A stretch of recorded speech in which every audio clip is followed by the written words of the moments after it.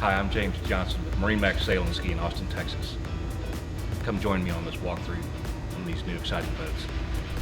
This 2016 Monterey 238 SS is a lightly used mainstream runabout that is in excellent shape. The previous owner's meticulous nature allowed the boat to live in an enclosed facility in the Lake Conroe, Texas area. She has only seen fresh water in her short life. The black and sapphire color of the gel coat still has plenty of gloss to its finish, with no fading or discoloration because she lived inside. This is a very clean boat that anyone would be proud to be seen in.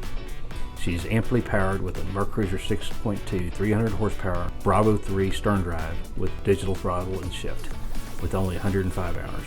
She has just been fully serviced and is ready to go for the next owner.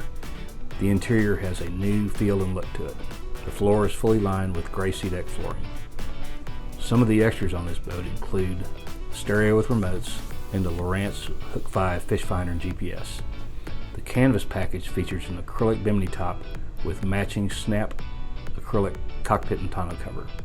She's sitting on a McLean tandem axle aluminum trailer with alloy wheels and a matching spare.